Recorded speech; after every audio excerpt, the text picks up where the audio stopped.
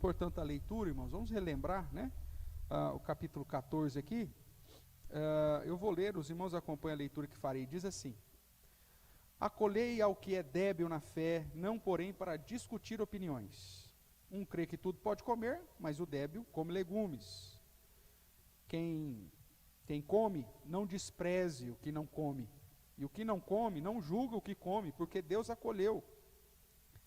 Quem és tu que julgas o servo alheio? Para o seu próprio Senhor está em pé ou cai, mas estará em pé, porque o Senhor é poderoso para o suster. Um faz diferença entre dia e dia, o outro julga iguais todos os dias. Cada um tem a opinião bem definida em sua própria mente.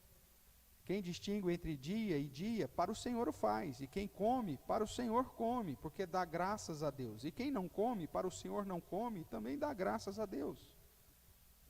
Porque nenhum de nós vive para si mesmo, nem morre para si. Porque se vivemos para o Senhor, vivemos, e se morremos para o Senhor, morremos. Quer pois vivamos ou morramos, somos do Senhor.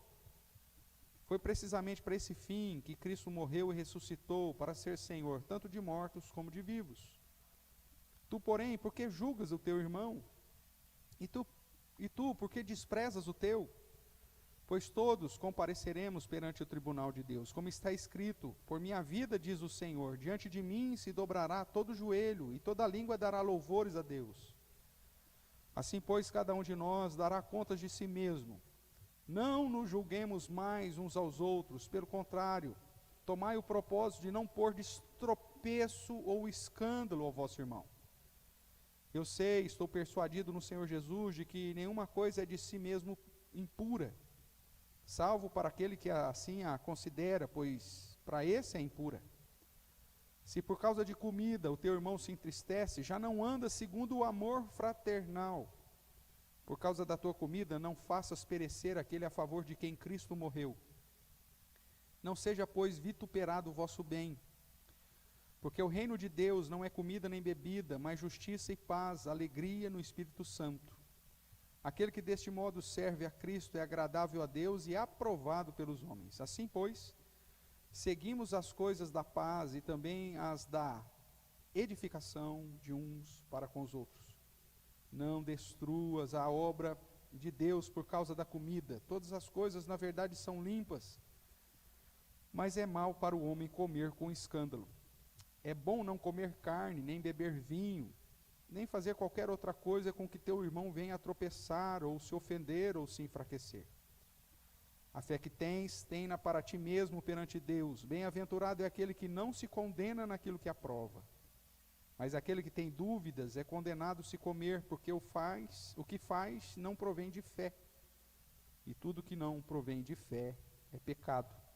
Ora, nós que somos fortes devemos suportar as debilidades dos fracos e não agradar-nos a nós mesmos. Portanto, cada um de nós agrade ao próximo no que é bom para a edificação. Porque também Cristo não se agradou a si mesmo, antes, como está escrito: as injúrias dos que te ultrajavam caíram sobre mim.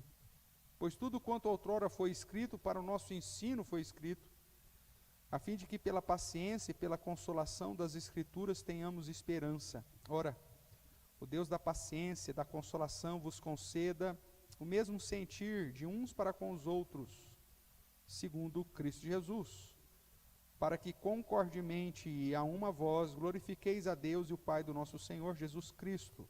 Portanto, acolhei-vos uns aos outros, como também Cristo nos acolheu para a glória de Deus.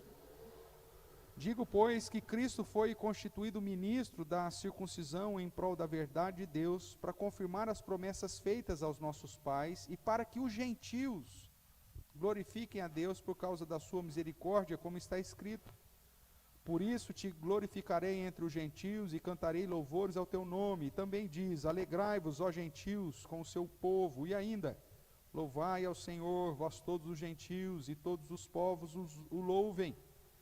Também Isaías diz: haverá a raiz de Jessé, aquele que se levanta para governar os gentios. Nele os gentios esperarão. E o Deus da esperança vos encha de todo gozo e paz no vosso crer, para que sejais ricos de esperança no poder do Espírito Santo. Amém? Irmãos, nós temos estudado o livro de Romanos e temos esmiuçado, né, bem o ensinamento do apóstolo Paulo, que tem como objetivo se apresentar à igreja de Roma, com o objetivo inclusive de fazer uma parceria missionária com os romanos para poder elevar o evangelho até a Espanha. E nesse processo, então, ele apresenta os motivos, por que ele tem que pregar o evangelho na Espanha. E ele mostra que o evangelho é o poder de Deus para a salvação, tanto do judeu quanto do gentio. Somente o evangelho pode transformar o coração das pessoas. E por isso, então, Paulo diz, tem que se pregar. Porque nem os gentios, nem os judeus têm condição de alcançar o padrão de Deus. Todos estão condenados. E o único caminho para a justificação é através de Jesus Cristo, que morreu na cruz em nosso lugar, pagando o preço do nosso pecado. E aqueles que confessam Jesus, portanto, como seu Senhor e Salvador, fruto da própria ação de Deus no coração dessas pessoas, esses serão salvos. E aí ele fecha até o capítulo 11, trazendo todas essas doutrinas a respeito da salvação, toda aquela ordem da salvação. Deus nos escolheu, ou aqueles que ele conheceu de antemão, apontando para o fato que Deus nos escolheu antes da fundação do mundo, como ele diz em Efésios, ou antes dos tempos eternos, como ele diz em Tito, ou Timóteo. E aí vemos que ele então num determinado momento nos predestina, e depois no momento da nossa vida nos chama, e ele nos justifica, e ele nos glorifica. Então mostrando que a ação da salvação é uma ação única e exclusiva do próprio Deus. Mas ao mesmo tempo, uma vez que fomos chamados pela graça do Senhor, aí Paulo diz, olha, aí a responsabilidade começa a contar para nós. Você que foi alcançado pela graça do Senhor Jesus, você que estava condenado, que nada merecia e que foi alvo dessa misericórdia e dessa bondade de Deus, você tem que viver agora segundo o padrão desse Deus. E do capítulo 12 para frente, então, ele vai chamar a atenção das práticas que se esperam daqueles que foram alcançados em Cristo Jesus, aqueles que são crentes em Cristo Jesus. E aí ele vai dizer que as minhas ações, os meus pensamentos precisam glorificar a Deus. O meu serviço a Deus, o exercício do dom, ou dos dons que ele mesmo me deu, precisam glorificar a Deus. O meu relacionamento com os descrentes precisam glorificar a Deus. O meu relacionamento com o meu inimigo precisa glorificar a Deus.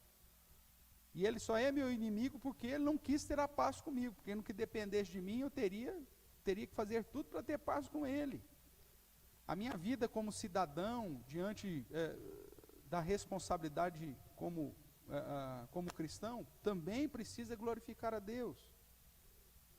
E todas as relações comerciais e familiares precisam glorificar a Deus. Então, de um modo resumido, é isso.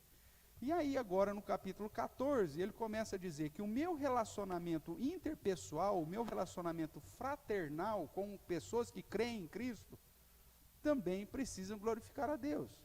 E aí ele apresenta um problema para essa relação de amor entre irmãos ou de crentes, que é a diferença da maturidade espiritual. Tem pessoas que já têm um conhecimento e que são chamados por ele, inclusive o próprio Paulo se inclui nesse grupo como sendo os fortes. Veja aí o capítulo 15, verso 1. Ora, nós que somos fortes, devemos suportar as debilidades dos fracos.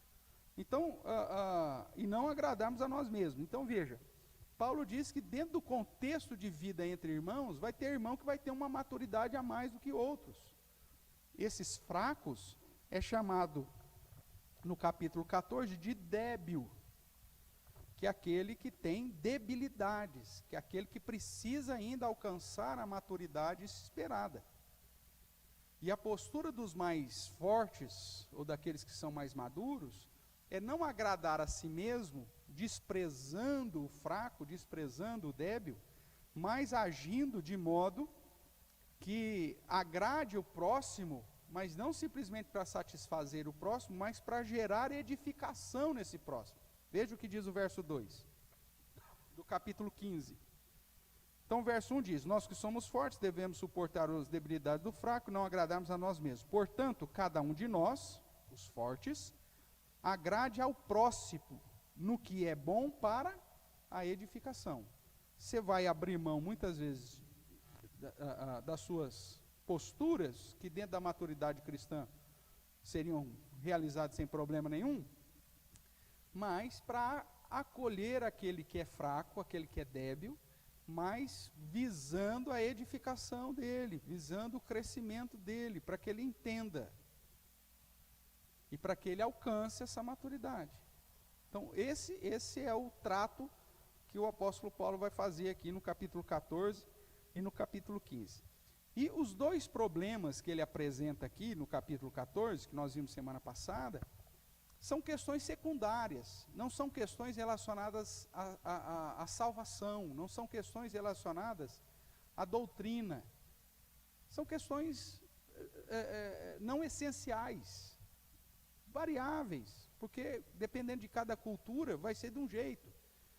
São situações que não mudam a realidade e a verdade do Evangelho, que são o que comer e o que não comer, que dia guardar e que dia não guardar. Então, todo o capítulo vai tratar do assunto sobre a dieta, que alguns têm dificuldade de comer determinadas coisas, e a questão do calendário religioso. Ele vai dizer aí no começo, né, do verso 3 do capítulo 14. O verso 2 ainda diz: um crê que tudo pode comer. Veja, a ideia aqui é comida, mas o débil come só legumes. Quem come, não despreze quem não come. E o que não come, não julgue o que comeu, ou o que come, porque ambos são acolhidos pelo Senhor. Então, a primeira situação que é apresentada aí é a questão da comida. Até hoje nós temos dificuldades e dúvidas entre os cristãos sobre o que se pode comer e o que não pode, por conta das proibições do Antigo Testamento.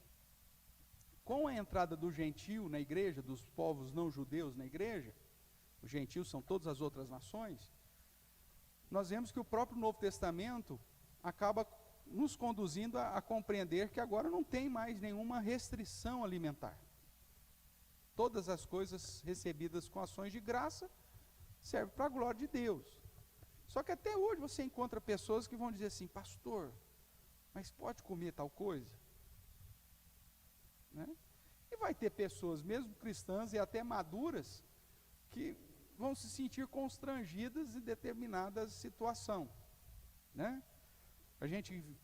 Muitas pessoas que vêm, por exemplo, do catolicismo, que passaram anos e anos a fio, não comendo carne na quaresma. Aí se converte, e aí descobre que a Bíblia não coloca nenhum tipo de restrição nesse sentido.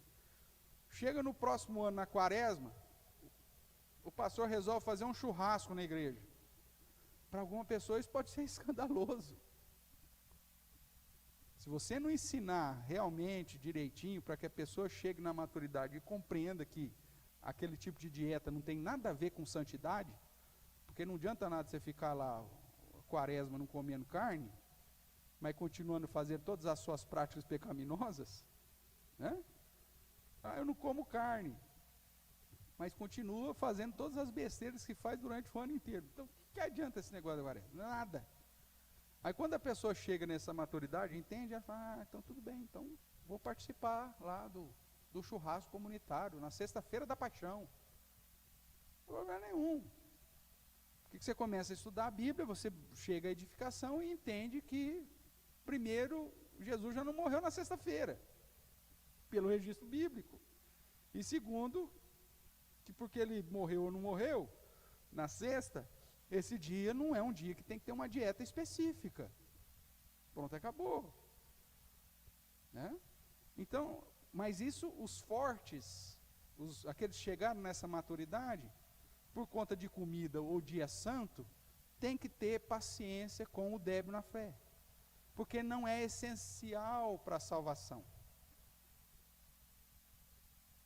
Alguém vai perder a salvação porque comeu sei lá, carne moída na sexta-feira da paixão, vai perder a salvação? É lógico que não.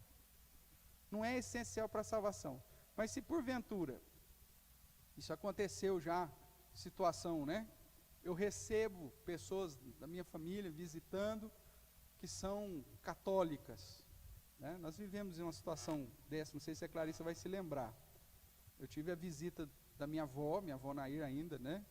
Viva lá logo depois que a gente casou, e era uma data próxima dessa. Pô, para mim não faz diferença nenhuma comer ou não comer, mas eu estou com a minha vozinha, que para ela é importante, eu estou ainda ensinando ela a respeito do Evangelho. Então, amanhã nós não vamos fazer carne, vamos fazer peixe. Tá bom, vamos fazer peixe. Pronto, simples. Ninguém vai morrer por causa disso. E você demonstra amor, que te dá a oportunidade, inclusive, depois de falar ainda mais do Evangelho. Vamos lá, Paulinho. Na dieta judaica? Olha, existe uma série de possibilidades, né, em relação à dieta que Deus estabeleceu no Antigo Testamento. A Bíblia não vai deixar claramente qual que era o objetivo específico, mas existem pelo menos duas linhas. Quebrar com as características dos outros povos, fazer uma distinção, uma diferenciação. Então, aquilo que é muito comum para os povos dessa terra, você não pode comer. Isso acontece de um modo muito, muito específico em relação ao fermento do Egito, né?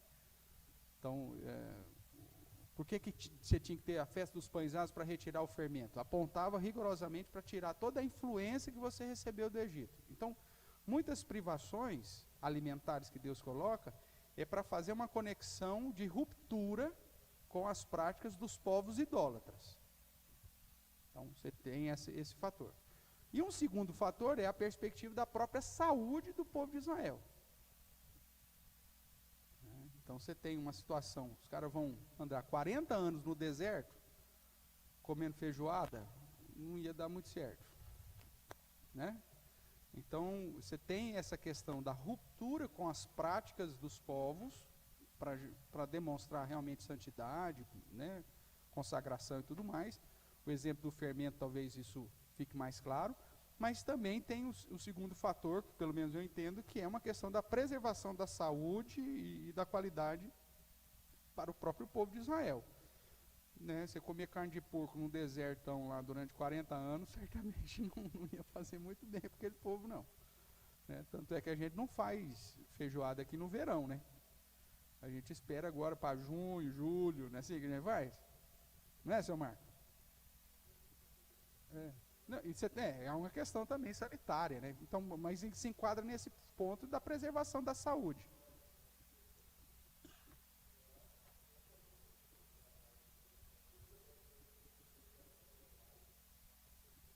Aí Então, veja, aí o que acontece? Tem situação, aí você vai chamar ela para comer em casa, aí você põe lá um patê de presunto. Não, aí é a questão da... então. Nem isso mais, né? É complicado, acaba gerando divisão, né? Mas veja, o processo aqui é isso. E às vezes você vai trazer irmãos de outras culturas, né? Eu falei aqui para vocês, já citei, né, no contexto lá transcultural, a carne de porco, dentro do contexto de evangelização daquele que segue a fé islâmica, é extremamente complicada. O fato de você criar o animal já cria uma barreira. Né? Tanto que você queria saber se você estava chegando no interior lá do Senegal, lá no meio já do desertão. Encontramos uma tribo, uma aldeia, ótimo. Para saber qual que era a linha religiosa daquela aldeia, era simples. Se tinha porco e tinha cachorro, eram animistas. Agora, se não tinha cachorro, não tinha porco, podia saber que era muçulmano. Então, aí você chega lá e fala, nós vamos começar a criar uma pocilga aqui para dar carne para vocês. Você fecha o evangelho para eles. Tá bom? Respondido, Paulinho? Ah, bom, pensei que você ia embora de raiva porque não respondeu. Tá tranquilo? Ah, tá bom. Então vamos lá, irmãos. Nós ficamos na semana passada, eu já vou pular aqui, vou pular mais lá para o fim, viu, Samu? Em relação aí dos nossos slides, deixa eu achar aqui. O slide vai ser o 15 para frente, viu, Samu? Vamos recapitular aqui a partir do 12. Slide 12, tá, Samu?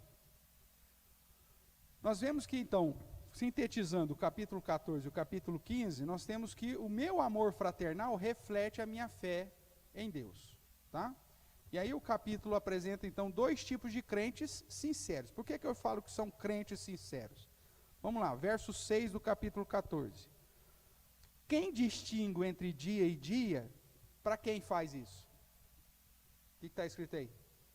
Para o Senhor o faz. Então, ele está consagrando o dia para o Senhor. E quem come, come para quem?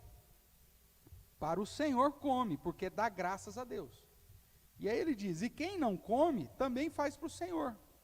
Não come e dá graças a Deus. Então, eles eram crentes, né?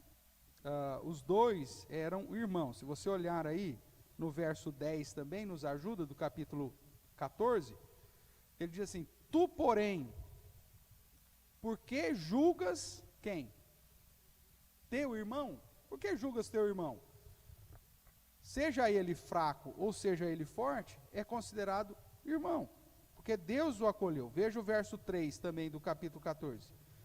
Quem come, não despreza o que não come, e o que não come, não julgue o que come, porque Deus o acolheu. Então, os dois são crentes, essa é a primeira coisa. O débil, que é também chamado de fraco, e o forte, os dois. O texto também revela a postura pecaminosa dos dois. O forte desprezava o débil na fé, enquanto que o fraco julgava o forte porque o forte estava comendo determinada coisa, ou porque o forte não estava guardando determinada dia. Então você tem o desprezo de um e o juízo do outro. As duas posturas pecaminosas. E a postura também demonstra a passagem demonstra duas posturas deles. O fraco, eles tinham um zelo, um temor a Deus, querendo fazer o melhor para Deus, só que sem entendimento. E por isso então tinha uma dieta específica e guardavam dias específicos. Enquanto que o forte, ele tinha entendimento, mas faltava amor para com o fraco. O cara não compra o problema dele. Não era assim. Dentro do contexto fraternal, dentro do contexto de convívio, você vai ter, como diz o verso 15, né? Não agradar a si para poder acolher aquele que é fraco na fé. Tudo bem até aqui, irmãos? Sim? Qualquer coisa, pergunta aí, hein? Então, nós fizemos uma distinção semana passada entre situações primárias e secundárias. Práticas corretas, que são lícitas, e práticas ilícitas. E práticas inegociáveis, que são absolutas, e situações ou práticas variáveis. E vimos que o contexto de Romanos 14 e 15 trata de questões secundárias, lícitas, porém variáveis.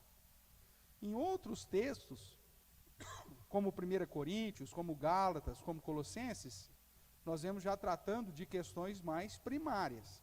E toda vez que refere-se à doutrina, aí Paulo é duro. Não, meu amigo.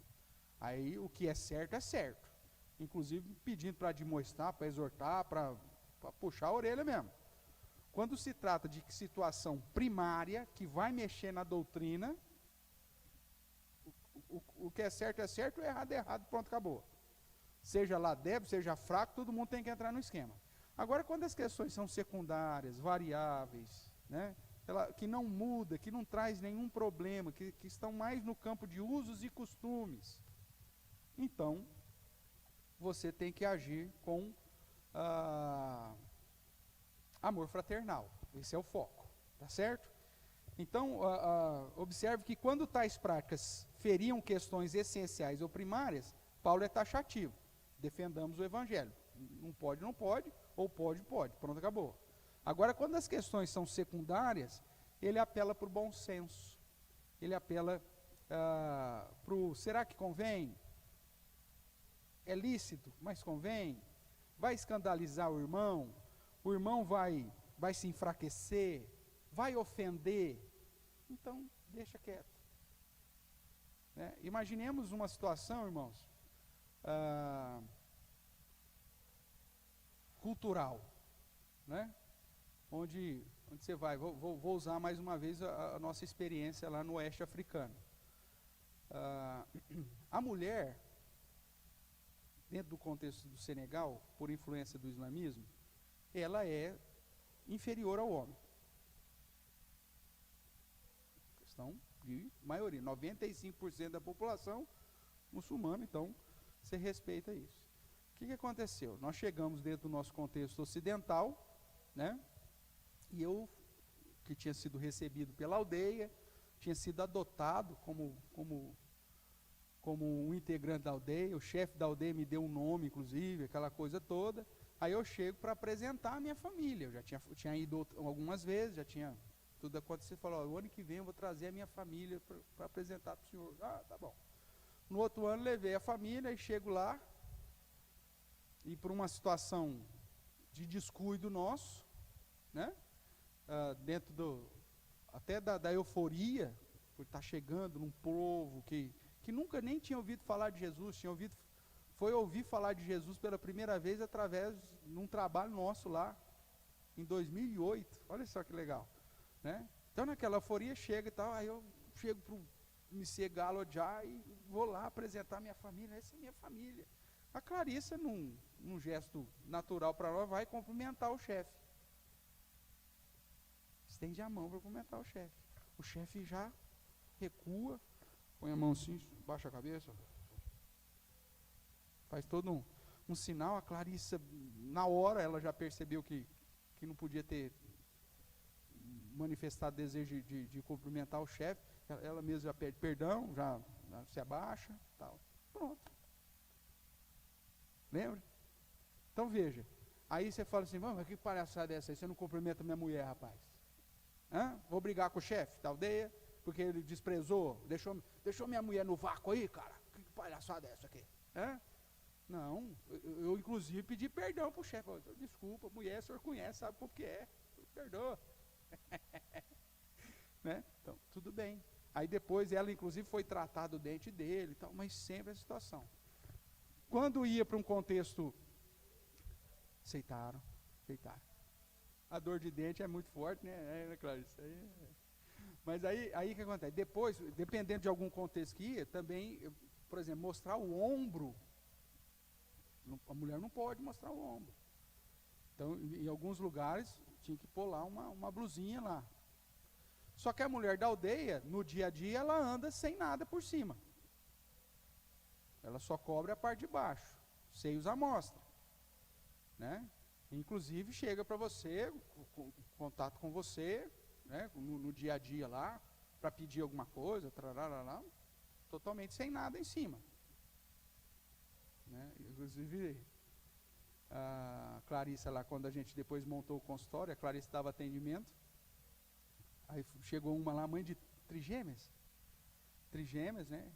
E aí eles vinham conversar comigo e eu tinha sempre um funcionário tiracolo para falar a língua deles.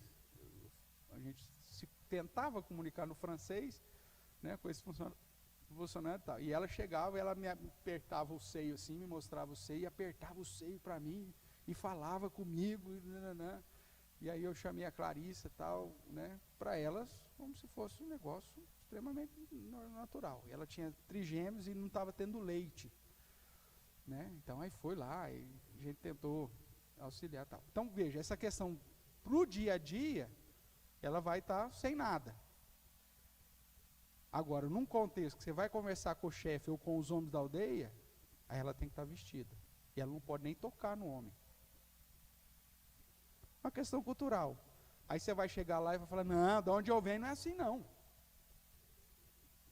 Aí você vai criar uma confusão, não vai? Você vai fechar portas para o evangelho. sem problema. Aí, conforme a gente foi evangelizando, um pessoal que se converteu começou a igreja, a gente começava a ensinar. Tanto que quando nós começamos a evangelizar um grupo lá, as mulheres vinham para a igreja de véu e com a cara tampada. A Mariâmula, lembra disso? Teve uma moça, vinha, véu, o cara andava, porque era o costume. Então, você não vai falar, não, tira o véu. Deixa a mulher com véu lá, e qual que é o problema da mulher com véu? E aí, de marno, tal, parecia só viu o olho, não viu, e a mão. O resto inteiro é coberta, dona Sueli. Pode? Pode, aí. Qual que é o problema? Aí você vai ensinando, passaram-se alguns meses, num belo domingo lá, chega uma moça lá, cabelos ao vento, e a gente ficou assim, será que é? Lembra? Porque nós nunca tínhamos visto o rosto dela. De repente ela vem sem véu, sem máscara, sem nada, a gente até assusta. Mas veja, o ensinamento gerando mudanças e maturidade. E o próprio esposo que trouxe ela daquele jeito. Então, esse é o processo. O forte acolhendo o débil na fé para conduzi-lo à edificação. Tudo bem, irmãos? Então vamos lá, por causa do nosso tempo aqui. As questões que eu chamo aqui de variáveis, então, porque está relacionada com as questões culturais, de usos e costumes, que não ferem a essência do Evangelho, então nós temos aqui um passo que Paulo apresenta, que é a abnegação. Não agradarmos a nós mesmos. Abrir mãos. Se aquilo que você vai comer vai gerar escândalo para alguém, vai ofender, não come. Você vai agir em amor fraternal. Então, essa é a perspectiva aqui que Paulo apresenta. A solução para as questões variáveis, para as questões secundárias, para as questões que não ferem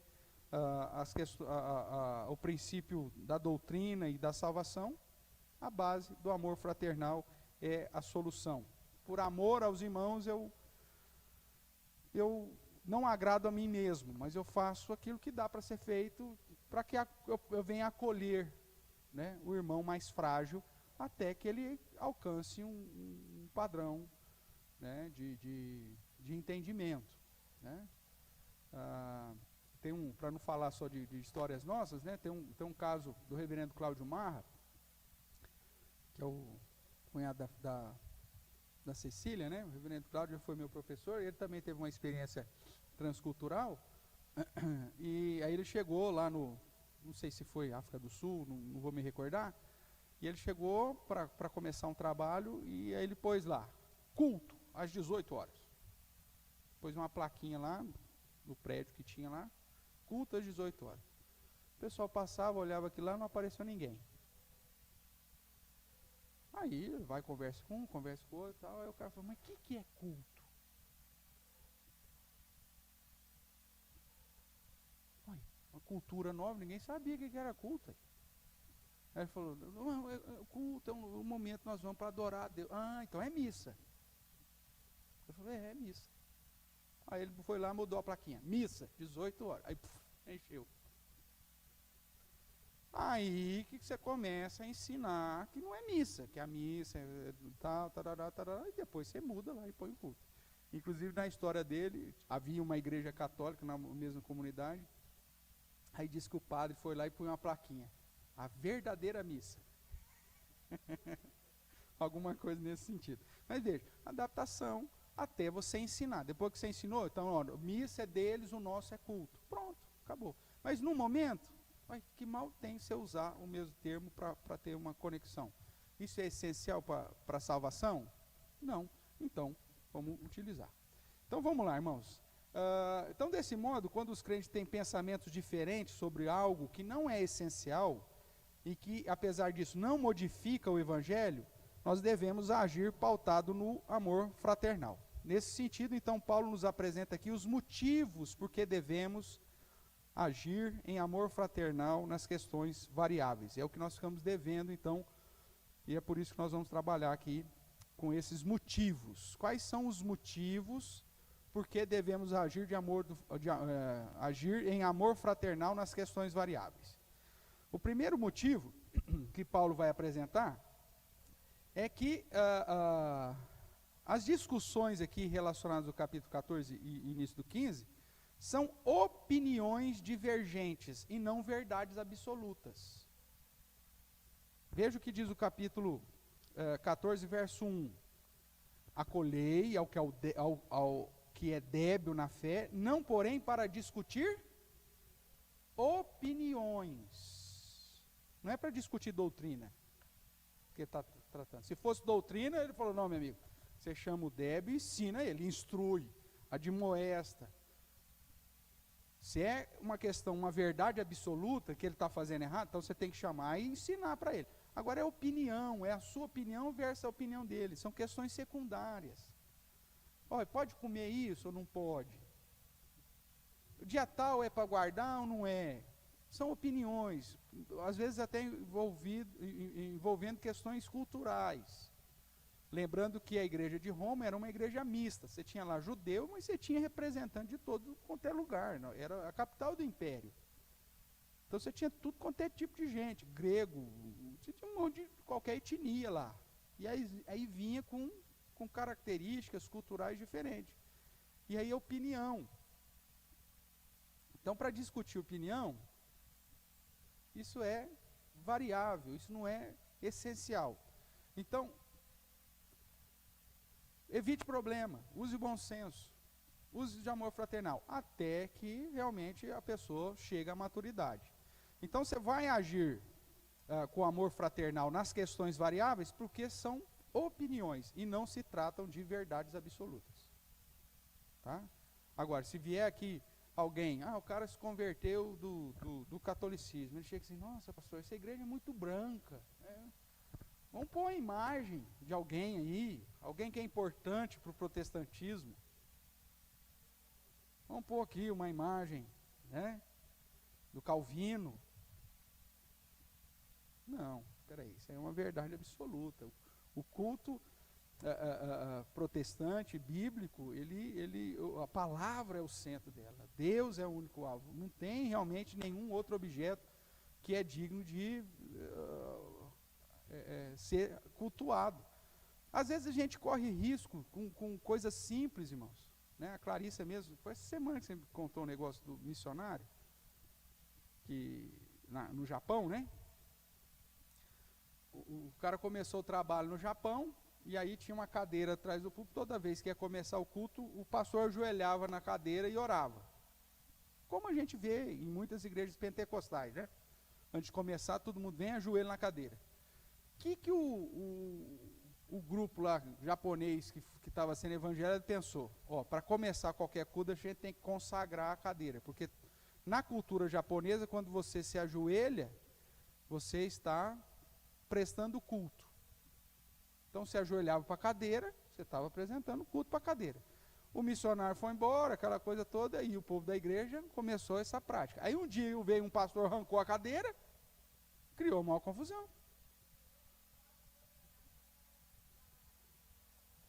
Então, aí chegou no ensino, aí questionaram, né? Isso. Mas e a cadeira? A gente não tem que adorar a cadeira primeiro, para depois cultuar a Deus? Veja, uma prática completamente. O reverendo Cássio, um missionário da Igreja Presbiteriana do Brasil, né, junto lá com o Ronaldo, tem um ministério lá na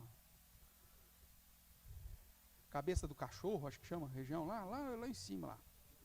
Isso, lá para lá, não sei quantos quilômetros ainda lá para cima. E aí ele conta a história, dentro do estudo da fenomenologia da religião, que foram plantar uma igreja lá entre os indígenas, fizeram um púlpito de madeira, e uma irmãzinha fez uma toalhinha. Qual é esse caminho que tem aqui? Para ornar o púlpito assim. E pôs lá, onde punha a Bíblia em cima daquele paninho, né? Beleza. E esse paninho ficou lá anos. Até que um dia que esse paninho apodreceu e tal.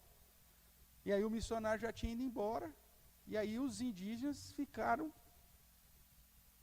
numa situação completamente complicada, mandando mensagem para a missão, porque como eles iam cultuar agora que o paninho estava estragado, não tinha mais como pôr a Bíblia no paninho.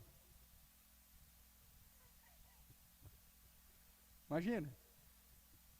Aí alguém chega e fala, mas por quê? Não, porque sempre, desde o primeiro dia, o cara pôs a Bíblia no paninho. Agora não tem mais o paninho, rasgou o paninho, muito úmido, apodreceu o paninho. E agora, como nós vamos cultuar a Deus se não tem um paninho para pôr a Bíblia mais? Tradições. Então, até você conseguir ensinar que aquilo não tem nada a ver, às vezes, né? Aí a gente vem, a irmã vem e traz aí com todo carinho um vasinho. Dali a pouco já vem cheio. Eu tive um problema com esse púlpito aqui, ó. Esse púlpito você sabe que eu ganhei de presente, né? Lá de Matão. Foi o púlpito que o meu primeiro púlpito como pastor ordenado, né? O pastor que mais pregou nesse púlpito foi eu, preguei por 10 anos. E ele tem uma cruz aqui. Um trabalho fantástico de marcenaria. E eu estou lá na igreja de Matão um belo dia. O gabinete só que era desse lado. O gabinete era no fundo assim. Eu estou sentado lá, vi que entrou uma senhora. Para cá. Olhando no púlpito. Aí a mesa não ficava assim. A mulher entrou no púlpito, ajoelhou, fez sinal da cruz. Na cruz aqui, ó. E começou. Eu levantei e saí na porta. A mulher estava rezando. Deixa a mulher rezar. Terminou de rezar, tal, não sei o quê. Oh, tudo bem, tal, não sei o quê. Eu não vi nenhuma imagem. Falei, não, aqui é a igreja evangélica. Ai, meu Deus. É como se ela tivesse feito o maior sacrilégio da vida dela. E saiu que sumiu. Por quê? Porque está acostumado ao símbolo, né? Tal, a cruz. Tal. Então, são detalhes, irmão. Aí por causa disso, fala, gente, vão arrancar a cruz. Ou vão quebrar esse púlpito porque tem uma cruz. Não é mais fácil você ensinar e com amor fraternal você ir trabalhando, tal. Mas você corre o risco, às vezes com os detalhes, assim, corre. E se alguém chegar, nossa, aquela igreja tem cruz. Meu amigo, se isso aqui for realmente essencial para a fé de alguém, então a gente pega, eu começo a pregar nesse aqui que não tem mais nada, não tem cruz, não tem nada nele. Por amor. Então, é essas questões que Paulo está tentando trazer à nossa memória. Segundo motivo aí, porque que você deve agir com amor fraternal nas questões variáveis. Porque Deus acolheu tanto o fraco como o forte. E nós somos irmãos. Veja aí o capítulo 14, verso 3. Um crê que tudo pode comer, mas o deve como legumes. Quem come não despreze o que não come, e o que não come não julga o que come, porque Deus o acolheu. Deus o acolheu.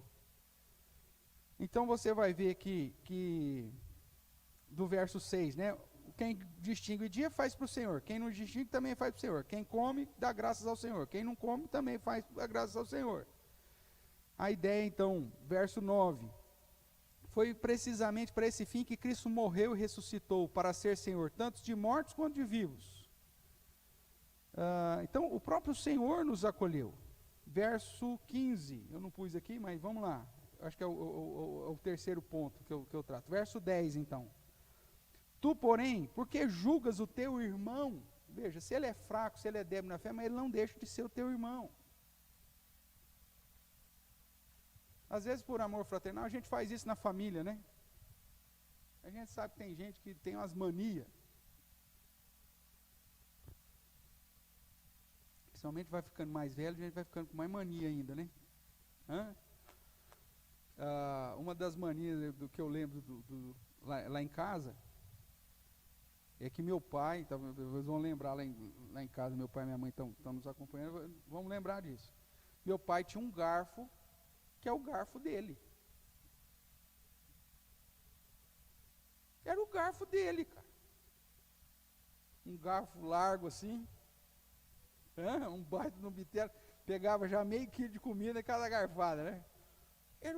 Hoje ele não tem mais, hoje ele come com qualquer garfo. Mas eu lembro que quando eu era moleque, que era criança, se você comesse com o garfo dele, porque era o garfo do pai. Tinha isso na sua família também? Tem lá também? Era o garfo. Ele vai ler, depois você conversa. O dia que o Rubão vier aqui visitar a gente, você pergunta, ô, seu Rubão, está comendo com o garfo lá ou não? É prato? Agora os dois. Aí o que acontece? Aí por amor fraternal, o que você faz? Né? Por amor da família, toda vez que ia pôr a mesa, o que você fazia? Já punha o bendito garfo lá. Se porventura o garfo estava sujo, minha mãe lavava o garfo para pôr o garfo lá para ele usar. E já todo mundo da casa sabia que aquele garfo lá ninguém podia mexer. Na família, aí você fala assim, meu amigo, qual que é a importância de ter um garfo? Não, mas naquele momento, tanto é que para hoje, para ele, depois se converteu, não tem mais esse negócio de garfo. Mas meu avô também, nossa, cheio de mania. O lugar da mesa, não é assim? E aí, como família, você tolera, você fala, ó, é o lugar do fulano, não senta aí, que aí é do fulano. Pronto, acabou. Meu avô tinha um lugar exato na sala para assistir televisão, era o lugar dele, não podia sentar naquele lugar lá de jeito nenhum, rapaz. E aí você tolera isso, por quê? Para manter a harmonia familiar. Aconteceu alguma coisa dessa lá, seu Marco, ou não? Tem algumas manias dessa lá também ou não? Na família não? Tem, né? Toda família tem. E por amor você não faz isso? Porque são irmãos. Então Paulo está falando a mesma coisa dentro da igreja. Falando de lugar na igreja é um negócio interessante, né? Tem gente que parece que comprou. E aqui a gente sabe que comprou mesmo, né? Todos vocês que deram oferta para comprar a cadeira. Mas tem gente que falou, não, essa cadeira aqui é minha.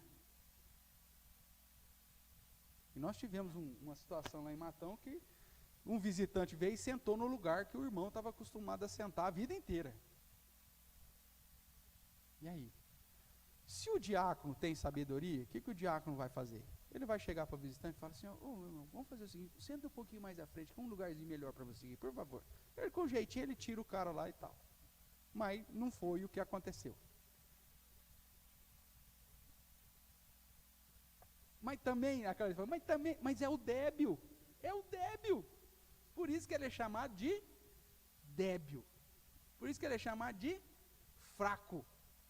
E ele chegou para o visitante e falou assim, o senhor pode sair daí, que aí é o meu lugar. O visitante levantou e foi embora. Claro. Tinha toda uma situação. Vai lá bem na igreja. Mas veja, aí você tem que tratar com o cara que é débil e tal, não sei o que, tarará. Mas, e aí o que você vai fazer? Você tem ainda que cuidar do débil que foi lá falar que a cadeira era dele. Difícil? Difícil, mas é por isso que Paulo escreveu Romanos 14 e Romanos 15. Porque aquilo lá, fala um negócio dela que a própria classe fala, mas é por isso que é fraco, por isso que é débil. São questões que não vão mudar em absolutamente nada o evangelho, mas ele continua sendo irmão, e Deus acolheu, inclusive aquele irmão Zica, aquele complicado, e eu tenho que aprender a amar esse cara. Difícil? Tem hora que é difícil, mas Deus dá graça. Terceiro motivo, porque você deve agir com amor fraternal nas questões variáveis. Jesus morreu tanto pelo fraco quanto pelo forte. Verso 9. Foi precisamente para esse fim que Cristo morreu e ressurgiu, para ser Senhor, tanto dos mortos como dos vivos. Verso 15. Se por causa de comida o teu irmão se entristece, já não anda segundo o amor fraternal. Por causa da tua comida, não faças perecer aquele a favor de quem Cristo morreu. Meu amigo, se é por causa da comida, eu não vou comer, porque eu não vou gerar um problema na vida do cara que é débil. Muitas vezes situação, né, o cara chega, ai pastor, o fulano fez isso, passou por mim, me cumprimentou, não, calma, vamos lá, fulano, vem cá, pede perdão para o outro aqui. O forte, o que deve fazer? Ô meu irmão, me desculpa. Pronto, acabou, resolve. Tem uns, cara, que é complicado. Você fala, pastor, mas o cara não cresce nunca, ele não amadurece nunca. Fala, calma, tem que ter paciência. Tem que ter paciência com o cara. Tem uns que não, pastor, já chega já rachando, é igual os apóstolos. Jesus quer que nós oremos para mandar fogo aqui? Calma, cara, não é hora do juízo ainda. Jesus morreu por eles, não tem uma paciência um pouco mais. Pastor, mas esse negócio não é possível, o cara tem que ter paciência com o cara. Tem uns irmãozinhos que, oh, meu Deus do céu, olha, é complicado. E aí você vai ter que ir trabalhando com o cara para que ele amadureça. Mas tem uns que é difícil de amadurecer, né? E aí você vai ter que contar com o apoio dos fortes. Você fala, perdoa o cara. Eu tinha um aí, vocês vão saber. Eu não vou falar o nome, mas vocês vão saber. O cara disse, não, porque eu exijo que ele peça desculpa para mim. Porque se ele não pedir desculpa para mim, ele não sei o que. Aí eu ligava para os outros. Ô, fulano, o Beltrano lá tá em crise de novo. Liga para ele. Pede perdão logo pro cara. Não vai ficar brigando com esse cara por causa de bobeira. Não vamos ficar brigando com esse cara por causa de picuinha. Pede perdão para esse infeliz logo uma vez. E vamos que vamos. Aí os caras. Passava 2 semanas, já estava lá de novo. Aí vai. Até uma hora que o cara não aguenta, velho. Aí Deus tira. E aí a gente faz um culto de ações de graça. Porque Deus tirou e boa. Vai embora, tranquilo. Porque de duas uma. Ou amadurece ou não aguenta, vai embora. Tudo bem, ué. Mas no que tange a nós, enquanto estiver aqui, o que você vai fazer? Você vai acolher o cara quantas vezes for preciso. Tudo bem? Vamos lá, 4º ponto aí, porque você deve acolher o irmão com amor fraternal. Porque Deus é quem nos julgará a todos, tanto os fracos quanto os fortes. Então não compete a nós julgar se o cara é débil, se o cara é forte, se o cara não está crescendo, se o cara não está amadurecendo. Esse é papel de Deus. Veja aí o verso 10 em diante. Tu, porém, por que julgas teu irmão? E tu, por que desprezas o teu? Pois todos compareceremos perante o quê? O tribunal de Deus. Como está escrito, por minha vida, diz o Senhor, diante de mim se dobrará todo joelho e toda língua dará louvores a Deus. Assim, pois, cada um de nós dará contas de si mesmos a Deus. Então, não compete você julgar ou não. Quem vai julgar é Deus. O seu papel é ser instrumento do amor fraternal. Deus depois vai julgar. Fulano, você teve a oportunidade de crescer, de amadurecer e não cresceu. Deus vai puxar a orelha dele. No momento do juízo, Deus vai puxar a orelha do cara. E é problema dele com Deus. No seu papel, você vai glorificar a Deus através da sua postura do amor fraternal. Você vai lá para o verso 22, né? É dito assim, a fé que tens, tem para ti mesmo perante Deus. Bem-aventurado é aquele que não se condena naquilo que aprova. Mas aquele que tem dúvidas é condenado a se comer, porque o que faz não provém de fé, e tudo que não provém de fé é pecado. Tem gente que é tão maduro em determinada situação, mas em outras não. E aí ele vem, te apresenta uma posição, mas como crente você não pode fazer isso. Mas dali a pouco ele está querendo criar situação picuinha, bobeirinha em outro ponto. Então, é aquilo que Paulo diz, né? Bem-aventurado é o homem que não se condena naquilo que aprova. Se você é forte, se você é maduro, então realmente haja como maduro. Para que você não seja fraco em uma coisa e forte em outra. Você tem que ter coerência, inclusive, com aquilo que você crê a respeito de Deus. Né? Então, cuidado. É a mesma coisa a situação assim. Vamos pensar numa situação específica. Comer carne de porco. Que é isso? É bobeira, rapaz. A Bíblia diz que a gente pode comer. Aí de repente você chega pro cara, eu não como jiló. Não, o jiló não é de Deus, não. Esse negócio não vou comer esse trem, não. Não, mas peraí, cara. Você é tão maduro em relação às outras coisas, e agora você está pecando naquilo que você falou do outro, você está fazendo igual. Só mudou a carne de porco para jiló, mas é a mesma coisa. Você tá pecando na mesma coisa. Então é nesse sentido que Paulo fala, olha, você tem a maturidade? Então tenha maturidade. Para todas as áreas. Para não pegar no pé só do cara num determinado e você faz semelhante em outra área. Aí está errado. Vamos lá, Paulinho.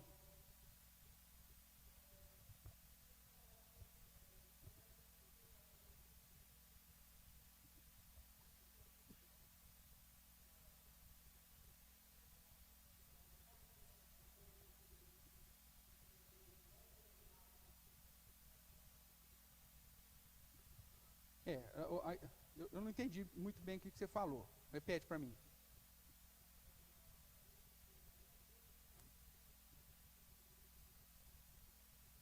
Sim.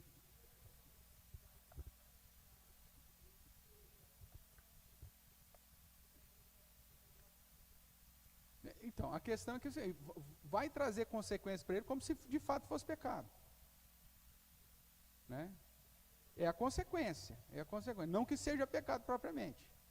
O que Paulo está dizendo, o que torna pecado é porque é o seguinte, você fez na dúvida, aí, por exemplo, eu acho que comer carne de porco está proibido ainda. Aí, eu só vou comer um pedacinho do bacon, vai. Aí você come, depois você fica assim, eu acho que eu pequei. Todo o contexto que você vai trazer para cima de você, por conta da dúvida, é como se de fato você tivesse pecado. Teve pecado em comer? Não. Era pecado comer? Não. Mas por conta da sua disposição diante daquela situação, de dúvida, te conduziu a um sentimento de pecado. Porque se você acha que é pecado comer ou beber, então não faça. É isso que ele está falando. Não, no verso 22, não se condene naquilo que você aprova. Então, se o que é mesmo para o débil, né? Então, não posso comer tal coisa. Então, não coma. Porque se for fazer isso com dúvida, isso vai gerar em você os mesmos sentimentos, como se você tivesse realmente pecado. Tá?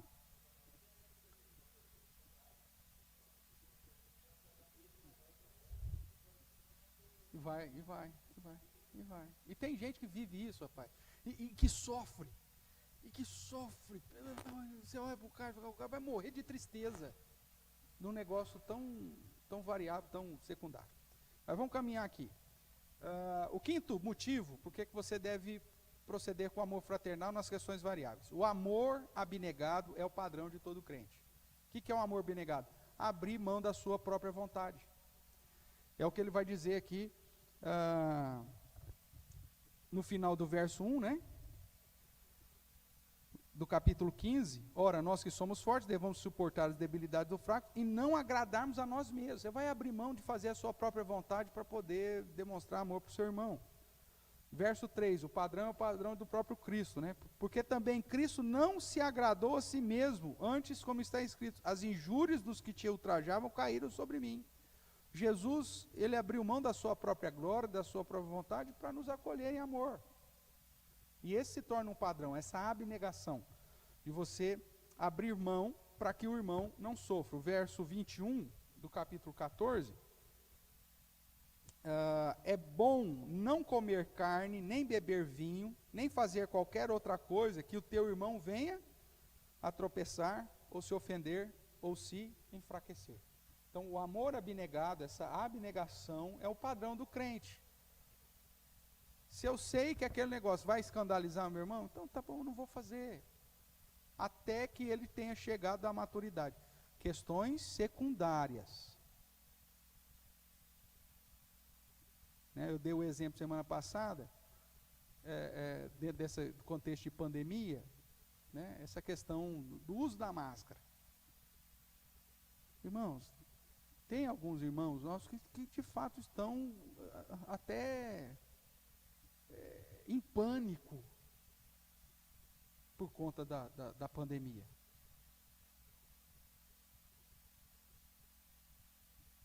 E aí os caras às vezes não estão saindo porque tem com medo. E eles não têm contato com ninguém por um extremo medo. Aí você chega lá, vai visitar o irmão, vai lá sem máscara. Ô meu irmão, vim trazer aqui um bolinho para você. Aí você chega lá com o bolinho, querendo demonstrar amor para o cara, mas sem máscara. O que você vai estar causando? Você vai estar ofendendo, você vai estar escandalizando. Então respeita. Pergunta, liga, fulano, você está recebendo alguma coisa? Você está recebendo visita? Eu posso aí te levar? Não, melhor que você não venha, viu, fulano? Vamos esperar passar a pandemia, já faz 1 ano e vai para 2 anos. Vai esperar passar a pandemia. Tudo bem, vamos esperar. Por amor, vamos lá. Agora, tem outros, não, eu vou lá mesmo assim. Eu vou lá, e vou sem máscara, eu quero ver. demonstra truculência e não um amor fraternal. Tudo bem? E o último motivo aí, irmãos, para a gente encerrar, o último motivo aí da utilização do amor fraternal nas questões não essenciais é a busca pela paz e edificação. A busca, então, pela paz e edificação é o nosso alvo no convívio cristão para a glória de Deus. Veja aí, capítulo 14, verso 19. Assim, pois, seguimos as coisas do quê? As coisas da paz. E também as da edificação de uns para com os outros. Por isso você vai agir com amor fraternal. Você vai procurar a busca pela paz. Isso vai criar confusão? Vai, então não vou fazer. Eu quero ficar em paz com meu irmão. Pegar o garfo lá do outro por birra, vai gerar confusão em casa? Então não faço. Irmãos, esse padrão do amor fraternal te resolve tanto problema, até problema conjugal, né, Zé Omar? A mulher não gosta que eu entre com o sapatão da empresa dentro de casa. Tira o bendito sapatão, cara. Qual é o problema disso? Você vai ficar dormindo na sala por causa do sapatão? Aí não é ser forte ou ser fraco, é ser burro, né? Então, tendo convívio fraternal, você vai ter que abrir mão. Não tem problema. Quer brigar, não é por causa disso que nós vamos brigar. Agora, se é um negócio essencial, vamos pensar no contexto aqui conjugal, né? Uma questão que mexe com a economia da casa, que vai trazer prejuízo e que vai faltar dinheiro no final do mês. Opa, aí não tem jeito, aí você vai ter que sentar e comer. Não, aí não tem como tolerar, meu amigo. Você comprou mais uma bolsa? Você comprou mais um par de sapato?